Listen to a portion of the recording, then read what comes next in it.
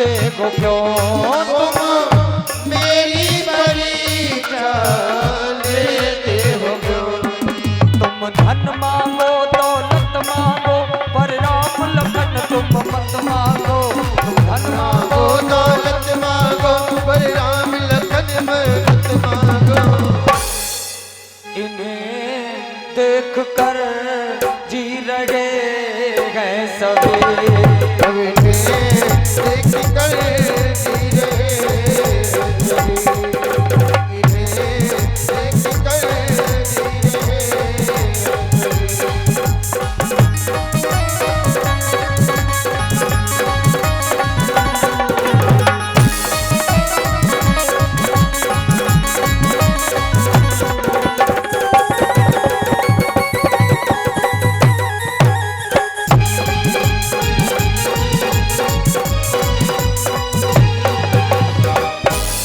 दशरथ जी कहने लगे प्रभु आपने सोच समझ करके वरदान नहीं मांगा, आप कोई और मांग लो। विश्वामित्र कहने लगे मुझे राम और लक्ष्मण ही चाहिए। अब आप देखो विश्वामित्र जी एक अकेले छत्री बाबा हैं, ये ठाकुर बाबा हैं विश्वामित्र जी। विश्वामित्र जी को क्रोध बढ़ने लगा। दशरथ जी ने वशिष्ठ जी की तरफ देखा। वशिष्ठ ने कहा दे दो इन्हें भेजने में तुम्हें लाभ है हानि नहीं है। तो जैसे ही कहा वैसे ही राम और लक्ष्मण को बुलाया, गुरु के चरणों में प्रणाम कराया और कहा आज से माता पिता गुरु इन्हीं को समझना। अब कितना बढ़िया संकेत है। रामचरितमानस में बाबा लिखते गए कि दशरथ जी ने राम जी से कहा कि आज से माता पिता गुरु जो समझना इन्हीं विश्वामित्र जी को समझना। और आजकल अगर कोई बाबा मिल जाए तो देखो एक कासगंज से हम लोग ट्रेन में बैठे टनकपुर के लिए जाएं, उसी डिब्बे में हम लोग बैठे, उसी में बाबा बैठे थे 2-4 लोग संत बाबा बैठे। अच्छा उसी में कुछ माता लोग छोटा सा बालक लिए बैठी और थोड़ी देर के बाद उस बालक ने रोना प्रारंभ किया, बड़ी तेजी से रोना प्रारंभ किया। अब माता जी क्या बोली चुप हो जा नहीं तो बाबा आ जाएगा। बाबा अच्छा यहाँ तक तो बात ठीक थी कि बाबा आ जाएगा। अब बालक चुप नहीं हुआ तो दूसरी माता जी बोली चुप हो जा नहीं तो बाबा खा जाएगा। उस दिन हमें पता चला कि आजकल के बाबा खाने भी लगे। लेकिन ये राम जी की कथा कहती है माता पिता गुरु जो समझना सो विश्वामित्र जी को। अब देखो राम जी विश्वामित्र जी के साथ में चल दिए। अभी राम जी ने विश्वामित्र जी को गुरु नहीं कहा, विश्वामित्र जी को अभी गुरु नहीं कहा। जब आगे बढ़े तो विश्वामित्र जी ने कहा राम हमारे आश्रम के लिए एक रास्ता चली गई या ये छोटी है लेकिन इस पर खतरा ज्यादा है। अब एक रास्ता चली गई जा, ये लंबी है इस पर कोई खतरा नहीं, किससे चलोगे? कहा आप छोटी वाली से चलो जल्दी पहुंचोगे। और जैसे ही थोड़े आगे बढ़े वैसे ही चले जात मुनि दीन दिखाई और सुन ताड़िका क्रोध कर। एक माता जी फिर आगे आई, धूल उड़ाती हुई आगे बढ़ती आ रही। राम जी ने विश्वामित्र जी से कहा अरे बाबा ये देखो ये कौन आ रहा है धूल उड़ाते हुए। लखन लाल भी चिल्लाने लगे प्रभु अरे गगन में धूल उड़ाती है, धूल उड़ाती हुई, अरे गगन में धूल उड़ाती है और गुरु जी एक नारी आती है। धूल उड़ाती है गगन में धूल उड़ाती है गुरु जी की नारी आती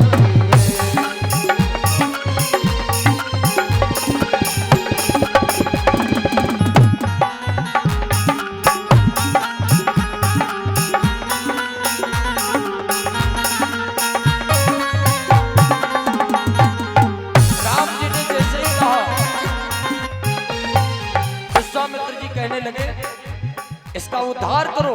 तो रामचरितमानस में बाबा ने लिख दिया एक ही बाण प्राण हर लीना, एक ही बाण प्राण हर लीना, तीन जानते ही निज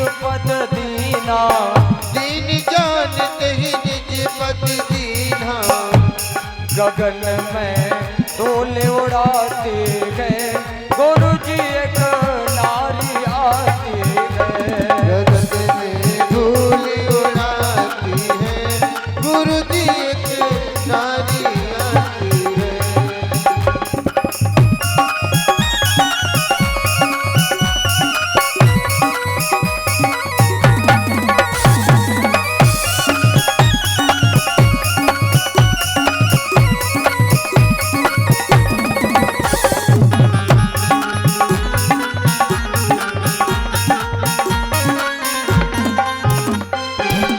जैसे ही कहा वैसे ही राम जी ने क्या किया, एक ही बाण प्राण हरि लीना, और जब दीन जाना तो अपना पद दे दिया।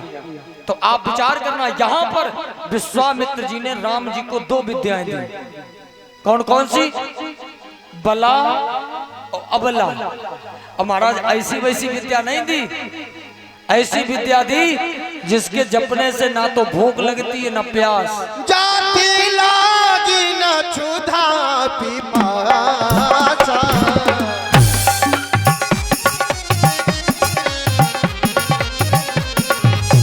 जाति लागी न क्षुधा पिपासा, अतुलित बन तन तेज प्रतापा, अतुलित बन तन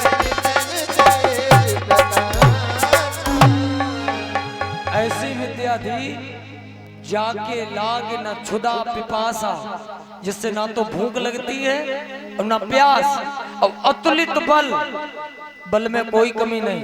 अब आप लोग विचार करो, अगर आजकल हम लोगों को ऐसी विद्या मिल जाए तो बताओ काम करने की कोई जरूरत पड़ेगी? हैं? जितना जो कुछ कर रहे हो कर तो सब पेटे के लिए रहे हो।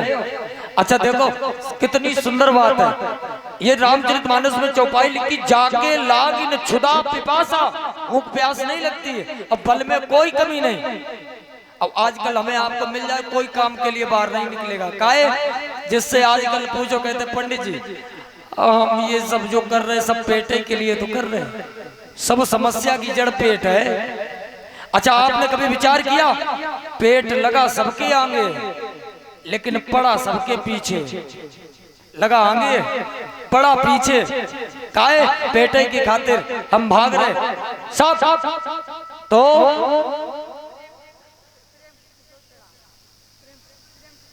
अच्छा हाँ,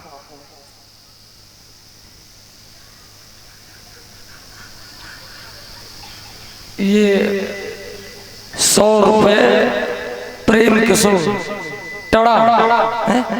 अच्छा जय हो हनुमान जी, हमेशा कृपा बनाए रखें।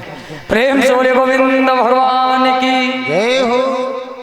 तो महाराज जब 2 विद्याएं दी तब गुरु कहा, और आश्रम पर पहुंचे, और जब आश्रम पर पहुंचे आरती देने लगे, स्वाहा सुनी मारीच सब। जब आरती होने लगी तो सभी लोग आ गए, भगवान ने सबको उद्धार कर दिया, लेकिन मारीच को नहीं मारा। क्यों? बिना फन का बाण मारा, 100 योजन दूर जाकर गिरा। अच्छा क्यों? राम जी जानते हैं कि जो मारीच यहाँ मर जाए गए तो कंचन मृग बन कर कोए है। अगर मारीच को यहाँ मार दिया तो कंचन मृग कौन बनेगा? यज्ञ हो रहा, यज्ञ की रक्षा की। राम जी कहने लगे गुरुजी अब तो यज्ञ की रक्षा हो गई, हम आप ध्यान देना, यज्ञ की रक्षा हो गई, अब हमें आप आदेश करें तो हम लोग जाएं, हम जाएं। विश्वामित्र कहने लगे राम एक यज्ञ की तो रक्षा हो गई, लेकिन दूसरे यज्ञ की रक्षा होनी नहीं। कौन सा यज्ञ? धनुष यज्ञ। कहाँ होगा? जनकपुरी में। किस लिए? एक बार मैया जानकी जो है घर का पोछा लेपन कर रही थी, ज्यादा सूक्ष्म में ध्यान ना दें क्योंकि ये भागवत कथा है और राम जी की कथा धीरे धीरे पूरी पूर्ण करनी है। राम कथा क्योंकि राम कथा भागवत में 2 पन्नों पर है और ये भागवत कथा है, तो कुछ बिंदुओं को छूते हुए हम लोग आगे बढ़ेंगे। अब जानकी मैया जब लेपन कर रही थी तो ये 2 धनुष रखा था, ये रावण के द्वारा लाया हुआ था, कथा सबको मालूम। एक हाथ से जानकी मैया ने धनुष को उठाया, साफ किया, रख दिया। जनक जी ने इस बात को देख लिया। जनक जी ने प्रतिज्ञा कर दी, जो भी वीर इस धनुष को तोड़ेगा उसी के साथ में मेरी पुत्री का विवाह किया जाएगा। ज्यादा विस्तार से ना जाए। तो विश्वामित्र जी राम जी से कहने लगे, राम तुम ऐसा करो, अब धनुष यज्ञ की भी रक्षा करनी है, तुम भी चलो। रामचरितमानस में आप देखो कितनी बड़ी बात, जनक जी ने किसी को नहीं बुलाया, सब सुन सुन के आए, चौपाई पड़ी है, आए सुनी सुनी। लेकिन पत्रिका गई तो कहां गई? विश्वामित्र के पास। सतानंद जी ने दिया आकर ये संदेश, और सिया स्वयंवर के लिए बुला रहे मिथिलेश।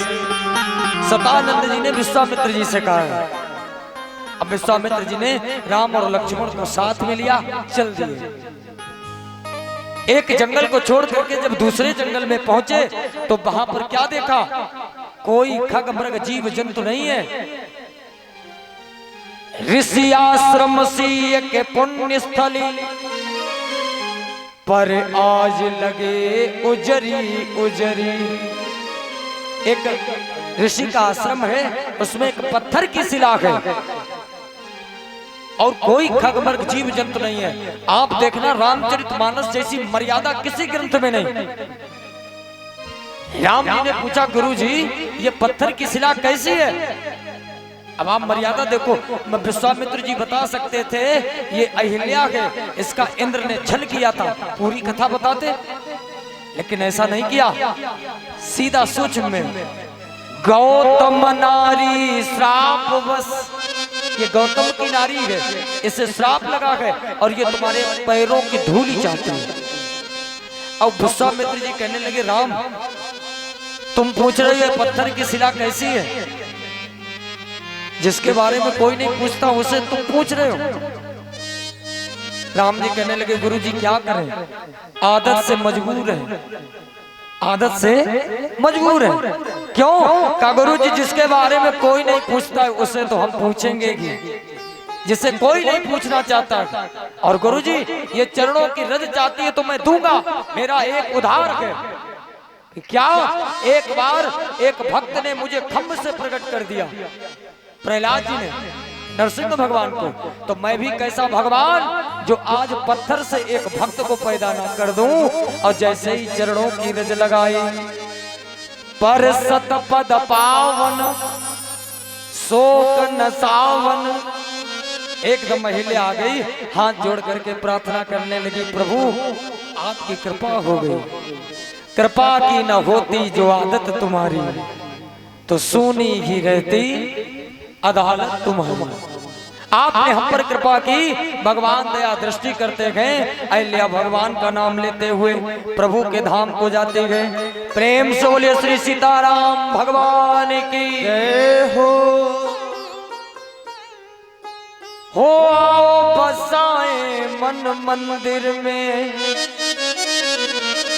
ओ झांकी सीताराम की, और जिसके मन में राम नहीं वो काया है किस काम के। जिसके मन में राम नहीं वो काया है किस काम की। आओ बचाए मन में दिल में, आओ बचाए मन में दिल में, झांकी सीताराम की। जिसके मन में राम नहीं वो काया है किस काम की।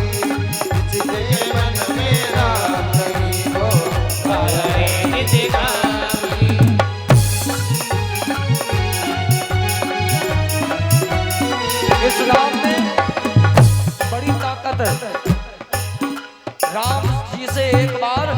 किसी ने पूछा कि प्रभु आपके नाम में कितनी ताकत है। राम जी कहने लगे हमें भी नहीं मालूम कितनी ताकत है। राम जी ने तो सिर्फ अहिल्या का उद्धार किया, नाम ने पता नहीं कितनों का उद्धार कर दिया। नाम में पावर है। कहो कहाँ लग नाम बढ़ाई, नाम की कोई बड़ाई नहीं, कोई नहीं माने, इसलिए जितना हो सके नाम लो। क्यों?